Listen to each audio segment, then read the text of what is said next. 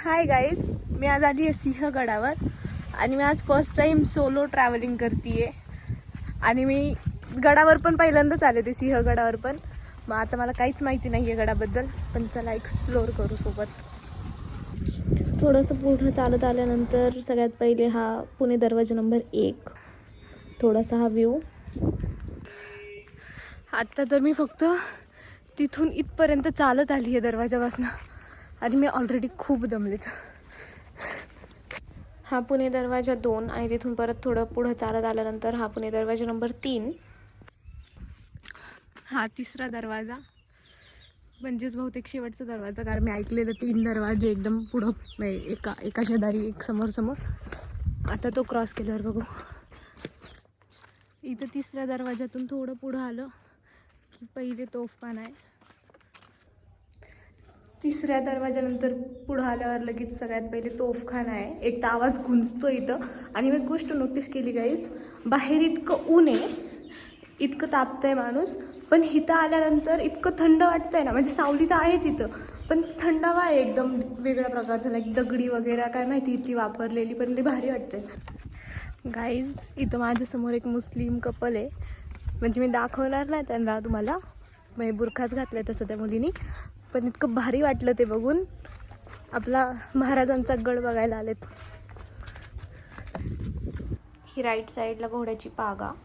तर गाईज, इथं घोड्याची पागा आहे, म्हणजे ह्याला म्हणतात घोड्याची पागा, पण खरं तर इथं घोडे बसण्या इतकी हाईट नाही आहे याची. इथं पाणी साठा असावा बहुतेक. इथं 2 सेक्शन्स आहे बहुतेक, पाणी आतलं बाहेर येऊ नये म्हणून कदाचित. कन्स्ट्रक्शनचं काम चालू आहे गडावर, म्हणून इथं मध्ये आधी गाढवं पण आहे. आणि आता इथं लोकांनी केलेली घाण, बाटल्या वगैरे टाकून गेलेल्या, काकू साफ करतायत. सुधरा. इथं एक पाण्याची टाकी पण आहे, म्हणजे टाकी, तलाव, काय माहिती काय म्हणतात, पण ह्याचं नाव नाही लिहिलेलं इथं की नेमकं नाव असतं ना प्रत्येक तलावाला की पहिल्या काळात ठेवलेलं. मी फंबल होती बोलताना. It's my first YouTube vlog by the way. हे अमृतेश्वराचं मंदिर आणि ह्याच्या बाहेर या तोफा ठेवलेल्या आहेत. जुन्याच असाव्यात, पण ह्यांना नवीन कलर वगैरे करून ठेवले. हे मंदिर आतून आणि हे देव. इथं नरवीर तानाजी मालुसरेंची समाधी नाही, हे स्मारक आहे. आणि ही समाधी माझ्या मागं जी आहे ती, आणि त्या साईडला स्मारक. इथं थोडेसे अशी आर्ट वगैरे आहे. इथं स्टॅच्यूज बनवलेले आपल्या मावळ्यांचे. इथं सगळीकडं हे असं माहितीचं हे पण लावलेलं आहे जागोजागी, कारण इथला इतिहास, इथले जे कोणते शस्त्र वगैरे इथून वापरले गेले होते, इथं कोणी कोणी बलिदान दिलं, हे सगळ्या गोष्टी इथं लावलेल्या आहेत. लाईक आले तर नक्की वाचा. अजून एक जागेवर तुम्ही कोणीतरी लाईक केलेली घाण, जी त्या काकूंना परत साफ करायला लागणार इथे येऊन. किती घाण राव. ते पण एकदम समाधीच्या शेजारी, इकडं समाधी स्थळ आहे आणि इकडे घाण केली लोकांनी. थोडं समाधीपासून थोडं पुढं सरळ चालत आल्यावर बराच लांब रस्ता आहे आणि आय गेस तो कलावंतीन बुरुज आहे, म्हणजे तिथं लिहिलेलं आहे, पण ते नेमकी कोणती लोकेशन आहे ते मला माहीत नाही. आता मी इथं लई कमी लोक आहे ॲक्च्युली, आज वीकडे, एकटीच हिंडते तिकडं, पण भारी आहे, गड भारी आहे. हे बघा, इथं लिहिलेलं आहे राजाराम महाराज समाधी आणि सुभेदार तानाजी कडा. पहिले समाधीकडे जाऊ. नरवीर तानाजी मालुसरे यांनी त्यांचा हात गमावल्याची जागा आहे गाईज ही. हात गेल्यानंतर, एक हात पूर्णपणे कापल्या गेल्यानंतर सुद्धा ते गड जिंकण्यासाठी लढले आणि त्यांनी शेवटच्या श्वासापर्यंत लढून गड जिंकलाच. आणि म्हणूनच आपले राजे म्हणले, गड आला पण सिंह गेला. आणि तेव्हापासूनच या गडाचं नाव कोंढाणापासून सिंहगड झालं. ही राजाराम महाराजांची समाधी गाईज. राजाराम महाराजांचा फारसा इतिहास मला माहिती नव्हता गाईज. लाईक त्यांचं स्मारक इथं आहे हे पण मला आजच कळालं, कारण संभाजी महाराजांच्या बलिदानानंतर एवढा म्हणजे नंतरचा इतिहास नाही माहिती जास्त. सिंहगड फोर्ट म्हणजे कपल्सचीच जागा बनवून गेलेली आहे गाईज. इतके कपल्स आहेत एकमेकीच्या खांद्यावर खांदा ठेवून, मांडीवर डोकं ठेवून, आणि ते पण असं कोणत्या पण कोपऱ्यात जाऊन बसलं. मेकिंग माय मूड स्पॉइल. लई दमलीत,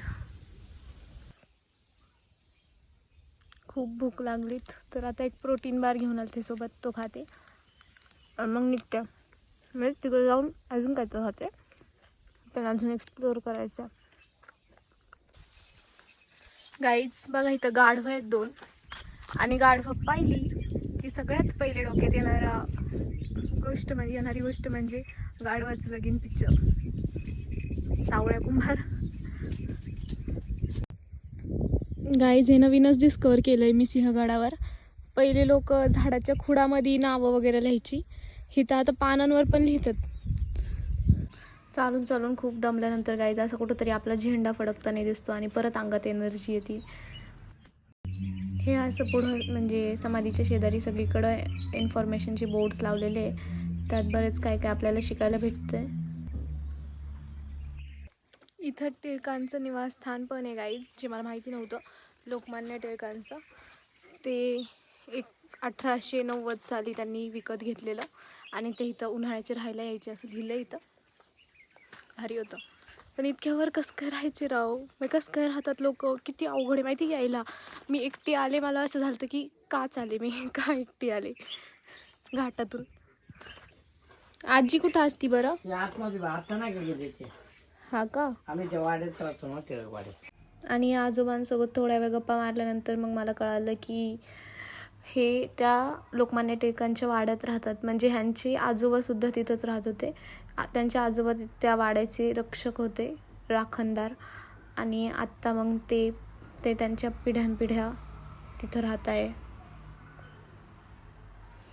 मग मस्त गप्पा मारता मारता आजोबांची भजी तळायचं चालू होतं. भजी झाली, एकदम भारी लागत होती काहीच. परत इथं भगवा आपल्याला दिसलेला आहे आपला. आता अख्खा दिवस नाही, 4-5 तास सिंहगडावर स्पेंड केल्यानंतर घरी चालेल. आणि हा आहे शेवटचा व्ह्यू.